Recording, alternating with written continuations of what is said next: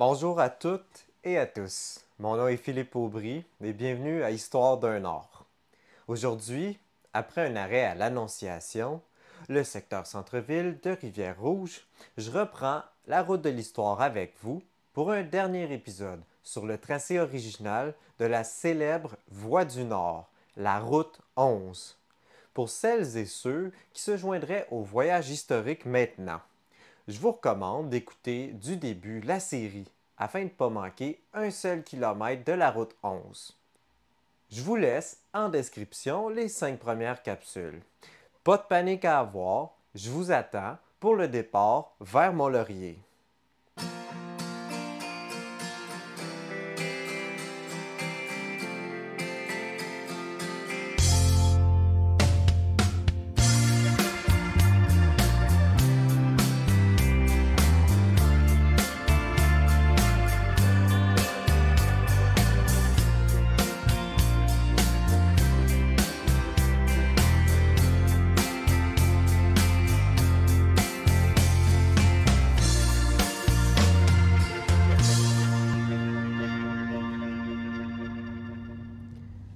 Nous reprenons donc le tracé de 1926 de la route 11, ici, à partir des rues Landry et de l'Annonciation à Rivière-Rouge. Ici, on tourne à gauche sur la route 321 vers Nominenc. Au dernier épisode, je vous montrais qu'on a sorti la route 117 récemment du centre-ville de Rivière-Rouge. Le tracé de la route 321 correspond à peu près à celui de la route 11 de l'époque, bien que nous avons amélioré celui-ci. La construction de la route nationale, ici, a été faite en 1922-1923. On y engageait des gens du coin, au salaire de 22 cents et demi de l'heure. C'est un entrepreneur bien connu, Samuel Lacaille, qui est le contracteur des travaux. Le tracé du chemin original a été modifié à quelques endroits lorsqu'on a refait la 321. À l'origine, on devait passer par ce petit bout de rue qui est fermé, qui va rejoindre le chemin des Huards juste derrière moi. En 1961, on améliore l'actuelle route 321, qui n'est plus la 11 à ce moment-là. C'est probablement dans les années 1960 qu'on élimine certaines courbes de la route, qui sont aujourd'hui des petites rues en cul-de-sac, comme ici, le chemin des Huards. Selon le livre Along Quebec Highways de 1930, la chaussée de la route nationale est en gravier pour cette portion à l'époque. Monsieur Samuel Lacaille est à l'origine de la municipalité de Bellerive. Ce secteur se sépare de la municipalité du canton de l'Oranger en 1919 pour devenir le village Lacaille. Et en 1922, on renomme l'endroit que je traverse actuellement Bellerive. Il y aura une station du train sur le tracé du Petit Train du Nord.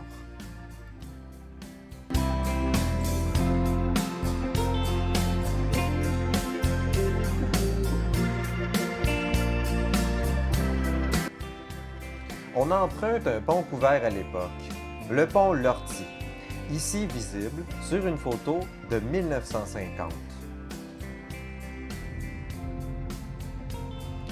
Nominenc est traversé par la route nationale numéro 11 de 1926 à 1948, année où l'on adopte le tracé actuel de la 117 entre l'Annonciation et Lac-Sauguay.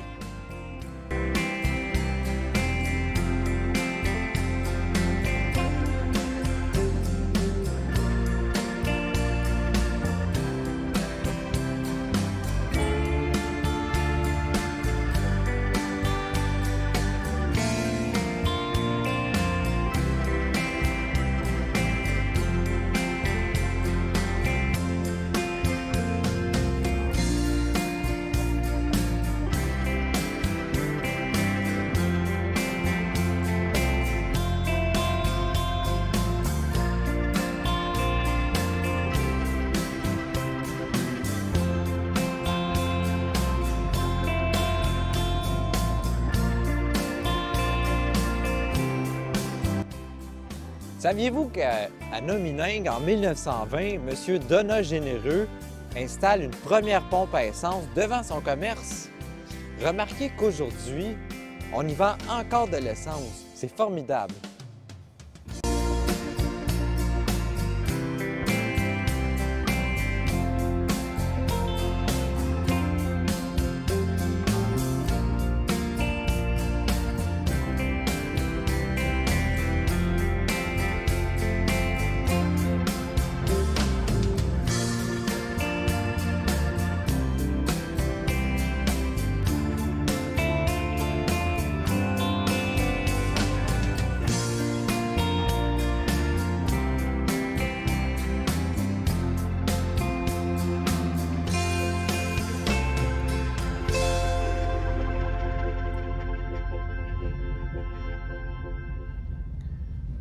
Auparavant, c'est par l'actuelle rue Sainte-Anne, aussi nommée chemin Sainte-Anne, que l'on passait.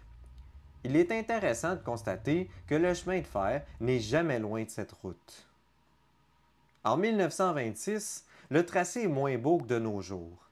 Il reste des rues qui sont l'ancienne route nationale. Le chemin des Gélinottes et le chemin des Pinsons étaient à l'origine la route 11.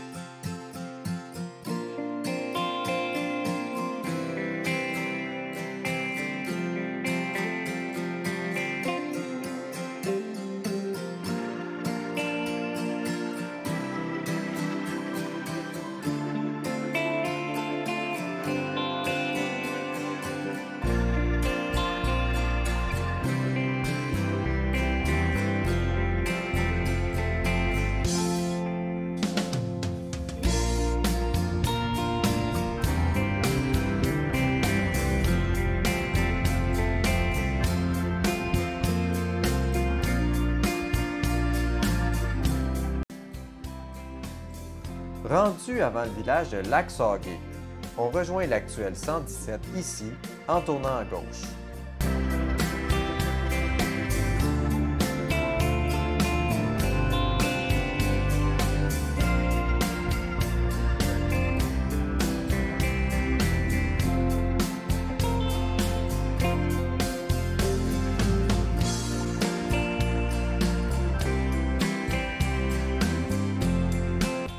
Dans le village, on emprunte le chemin Vieille Route 11, qui passe en plein cœur du hameau.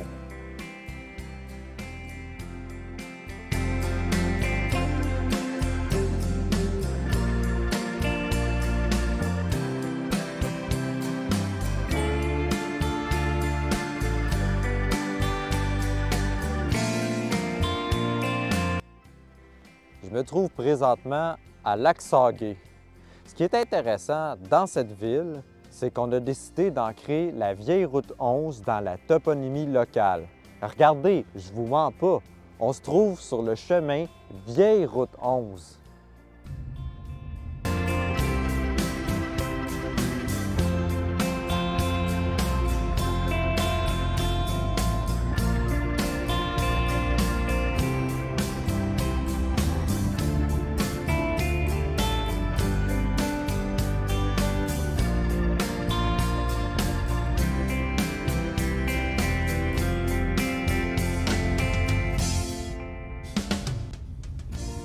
À la sortie du village de Lac-Sauguay, ce chemin est resté en gravier, comme à l'origine.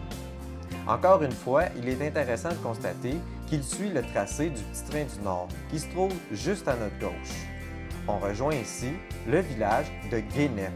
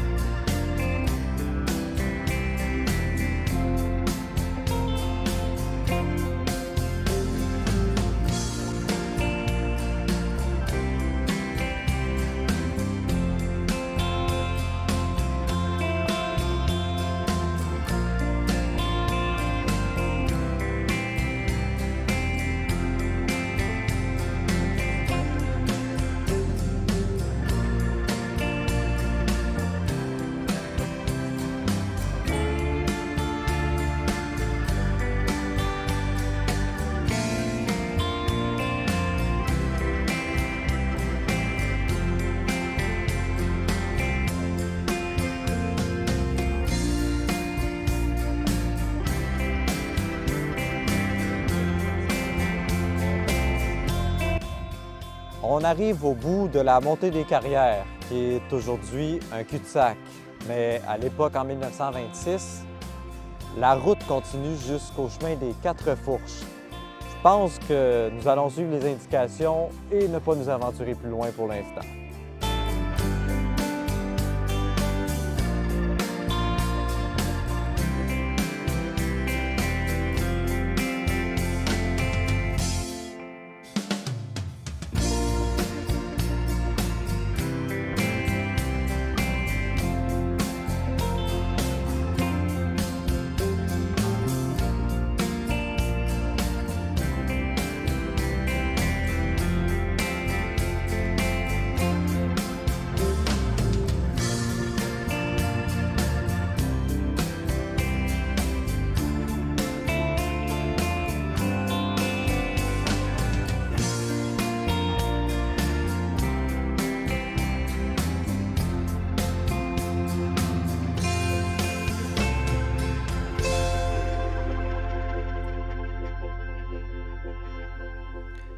Au sortir de l'ancienne route qui est fermée, après un détour par le chemin des Quatre Fourches, on arrive à l'actuelle route 311, en plein champ, car nous sommes ici dans une vallée agricole fertile, une des rares dans le secteur des Hautes-Laurentides. Il faut dire que la rivière du Lièvre n'est pas loin et que ces vallées sont très fertiles et elles comptent parmi les meilleures terres de la région.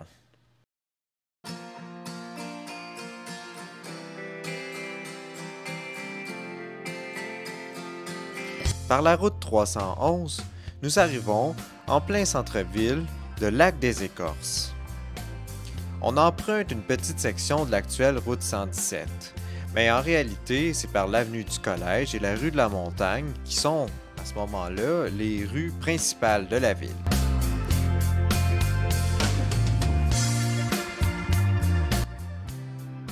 À l'intersection de l'avenue de l'Église, normalement, la rue de la Montagne aurait donné directement sur cette intersection. Mais aujourd'hui, face à moi, c'est un sens unique dans lequel je ne peux entrer, malheureusement.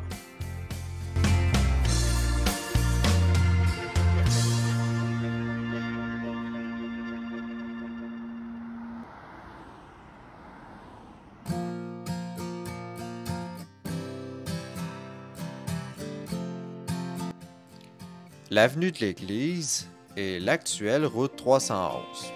En 1926, il s'agit du tracé de la route 11. Nous allons contourner le lac Gauvin, qui fait partie aujourd'hui du territoire de la municipalité de Lac-des-Écorces, pour arriver à Val-Barrette.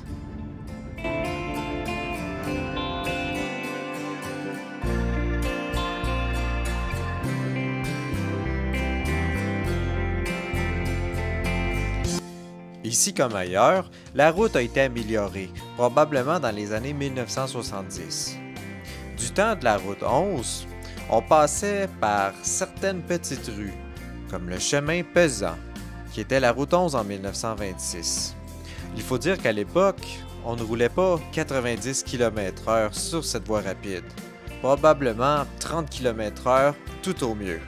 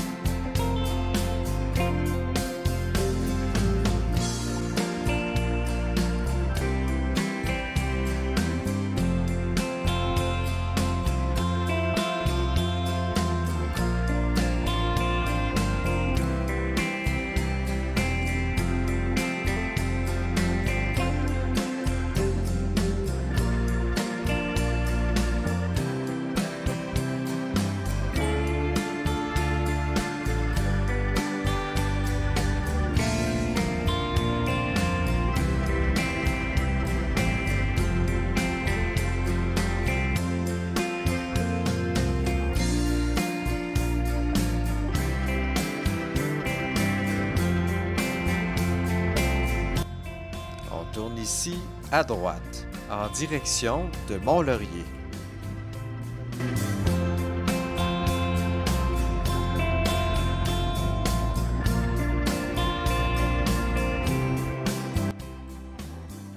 À certains endroits, on a modifié le tracé de la route pour la rendre plus fluide à la circulation. Par exemple, ici, la montée des Charbonneaux et la côte des Bon-Amis et le tracé original de 1926 de la route 11.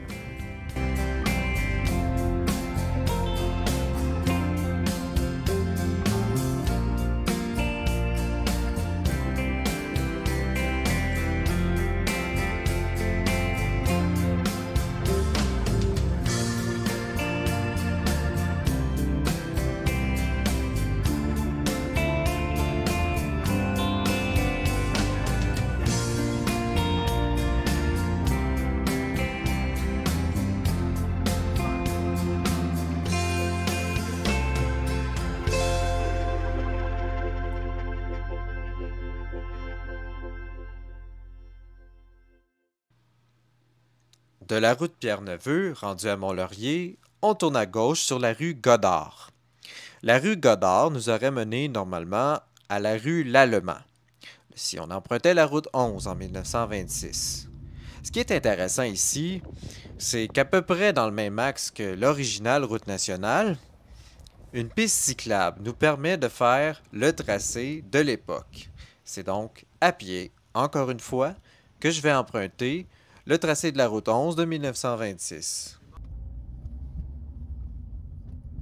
Donc, pour la portion à partir de la piste cyclable, c'est un peu difficile de retrouver exactement le même tracé qu'en 1926. Parce qu'il y a tout un quartier résidentiel avec un quadrillage des rues qui passe par-dessus l'ancienne route.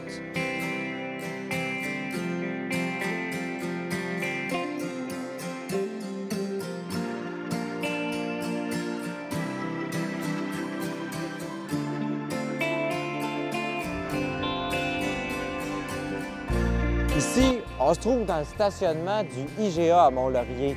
À côté de moi, j'ai le ruisseau Villemer. Mais ça n'aurait aucun sens qu'on descende aussi à pic pour remonter l'autre bord pour le traverser. Il y a eu tout un travail de remblai afin d'augmenter le niveau ici du terrain pour faire le stationnement. Parce qu'à l'origine, on traverse le ruisseau, ça descend un peu progressivement, on traverse et ça remonte progressivement. Donc, une fois le ruisseau Villemer franchi, on se retrouve ici sur un sentier pour les vélos et à pied qui nous amène à côté du cimetière de Mont-Laurier, sur la rue Génier.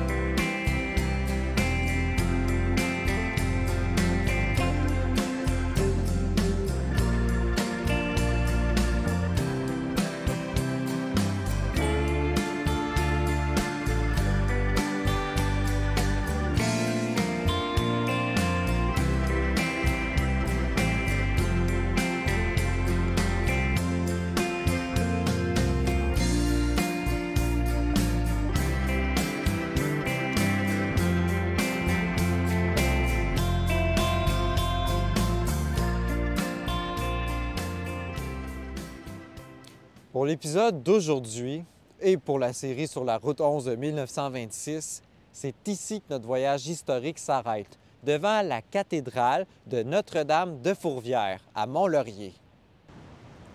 En 1940, on va étendre la route nationale plus qu'au nord des Laurentides. On va se rendre en direction de l'Abitibi.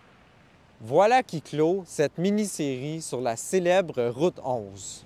Si aujourd'hui, on met environ 2h30 pour se rendre à Mont-Laurier en empruntant les autoroutes 15 et 117.